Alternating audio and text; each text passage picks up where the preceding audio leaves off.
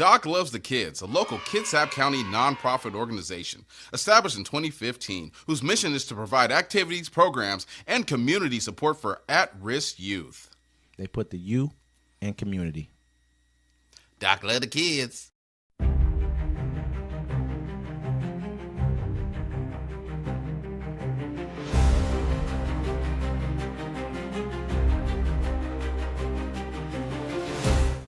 Welcome to Uncommon Courtesy, where we give you the courtesy of conversation that's uncommonly spoke of. I'm D-Mac. I'm Wesley. And this is the show. Hey, don't forget to like, comment, subscribe. Don't forget to catch us on our other shows, Plays and Parlays, UFC with LT, Civil Discourse, and the Friday Fix. Hello, Senior Wesley. What? I can't say that too loud. I see a nice man. All right. We're good. It was Ice Cream Man. Says the ice cream man. So you stupid, bro. Now, hey, it seems the way that's how things are right now. They're all over the place. I mean, you talked about what's his name? Dean Cain. Yeah, Dean Cain decided he wanted to join ICE. He took but deal. They gave you 50,000 sign-on bonus, 140,000 a year. Yeah, it's crazy right now. So you said debt forgiveness and whatever else. Yeah, your student loan forgiveness.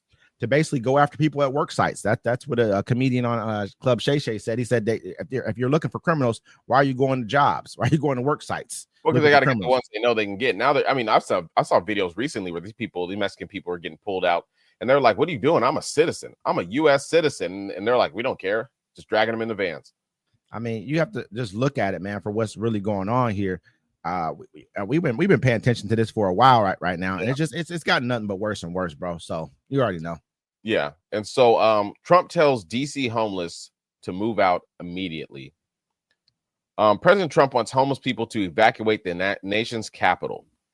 We're having a news conference tomorrow in the White House. The president posted on Truth Social Sunday alongside pictures of homeless encampments.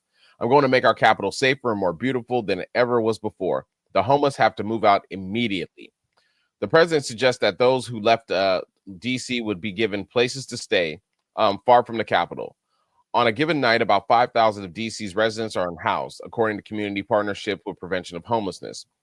Trump said further that the criminals would be put in jail where you belong, which he said would happen very fast, like the border, only easier. There will be no more Mr. Nice Guy, Trump added. We want our capital back. Now, ladies and gentlemen, if you don't remember, I think it was like 2 months ago, they outlawed homelessness.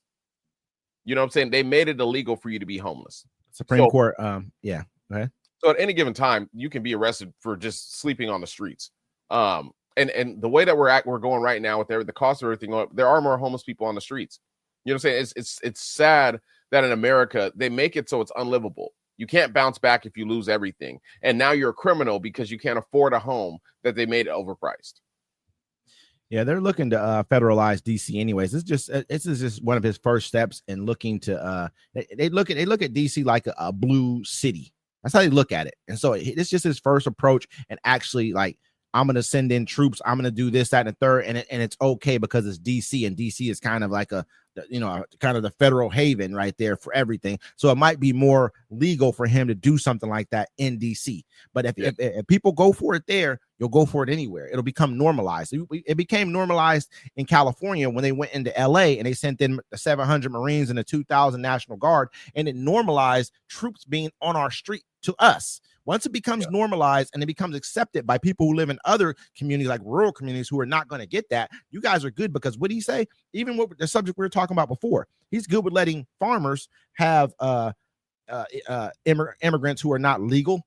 He's good with letting them take care of that, but he's not good with people who are working jobs in inner cities doing that. So you just have to start looking at what this is about at the end of the day. He goes back and forth with that because he's like, yeah, the farmers can have the illegals. Then he'll be like, no, they can't have them. You know, he's been consistent lately on it. He's consistent. He's going through some crazy stages of dementia. Every time he has a press conference, there's people behind him. Like recently, he just had one, and he was looking for some. He's like, where'd he go? Where'd he go? And the guy was standing right behind. H? Was that Triple H? Triple H? Like, he had Triple H, and he just did it again. You know, then he's on top of the roof on the White House, walking around like aimlessly.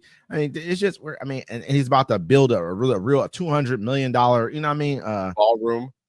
which is going to make the White House look weird, just like a big block on the side of it. Like, why don't you put it somewhere else so it's not messing up the, what the White House looks like? He tore down the Rose Garden.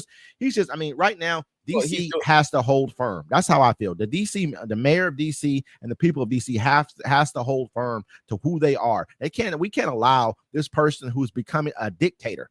He's a dictator at this point in time. You know what I mean? You look at what, a subject I wanted to talk about later on, but you look at what's going on in El Salvador. He's good with that. He's telling El Salvador, we support you. So now a democracy, or they say a republic like we are, is, are supporting governments that are becoming dictatorial in nature. That's pretty much what it is. Because under Trump, I was talking to shout out to Kilo last night, and he was like, well, yeah, in 4 years, we can vote him out. I'm like, he's not leaving. I keep telling y'all that. Why would you build a ballroom on the side of the White House, but you plan on leaving in 3 years? He's not going anywhere. He's gonna look. He has the military. He has all the people in place to make it so he never has to leave. And this is just a small part of it. Now it's the rich coming after the poor. It's sad enough that people that are homeless can't just bounce back.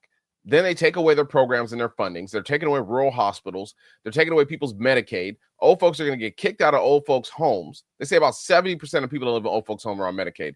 So now he's going to go to DC just to show you what he's about to do. He's like, hey, this is close. I can watch this out the window. They're going to round up homeless people and throw them in jail.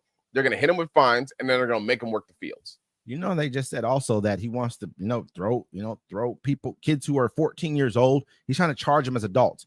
I mean, I guess they had a guy who worked for Doge, kind of a name Big. Oh yeah, I saw that. Yeah, and I guess he was allegedly assaulted by like some 15-year-old kids or whatever the case may be. They look like they beat him up pretty good, and he's like, these people should be charged as adults. I mean, should you have been charged as, let's look at what you had going on here. They already do that. You know what I mean? Like, honestly, they have that. Look at the little 14-year-old kid a long time ago, the first one who was put on the death row kid, the little 14-year-old boy or whatever, however old he was, and they killed him, and he ended up being innocent. But this has been going on for a while. He's also tried to, with that Central Park 5, this isn't his first time trying to criminalize people and take away from his criminal activity. I mean, we have a criminal as a president. It just is what it is. We all see it. We have a child sex offender as a president. It's well documented. Allegedly. Okay, cool. But what's crazy? It's like, allegedly. I was reading up on the Epstein stuff, just not to bring it up and go off subject, but most of the Epstein's crimes that he was being charged for were between like 1993 and 2003, right? And that's when him and Trump were best friends. Like that's when they were kicking it tough. So I mean, there's a lot to go into with that because we both know there was a lot going on with that situation. But yeah, I mean, right now DC has a black mayor, I believe it was a woman, black female black mayor. But this is, he wants to federalize DC. I'm trying to tell you guys, it's for a reason. You guys remember when the BLM Black Lives Matters protests were going on? They had turned, DC, like right in front of his face, he had to witness people going against him. He doesn't want that to happen again. He can't have that happen again. What other place decides to start kicking out homeless people? That sounds like a dictatorial regime right there. We're allowing this to happen in front of our face, and we're going for it as a nation. We're going for what this person's bringing to the table. This person is not even, sometimes when you got a strong man or whatever the case may be, they call him strong man. Oh, he's a dictatorial strong man. This dude's weak. He's soft. Really, in reality, he is as a person soft. In the original plan for the homeless stuff, they were like, look, we're going to round you up and we're going to force treatment on you.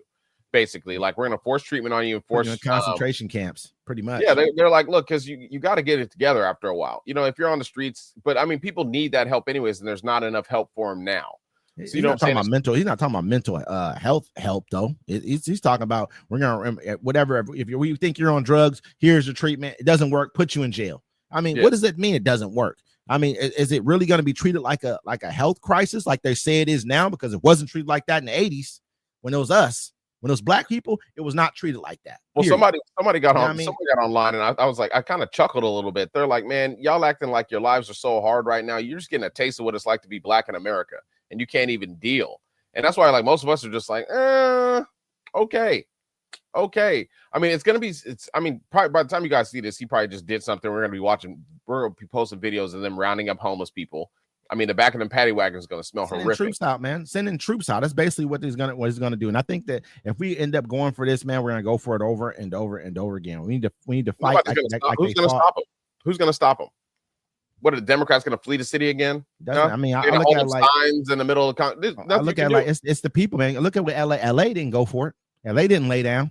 Yeah, no, LA's not laying down. California's Minnesota didn't lay down. They didn't lay down up in Minnesota either. They didn't lay down in other places. We saw them fighting too. Don't get it twisted. And It ain't about the Democrats. This isn't about Democrats or you know what I mean, or Republicans. It's about the people of this country. I'm not asking for the government or the people. Oh, please help us. No, I'm talking about us as people. Stand up for ourselves. Period. Plain and simple, man.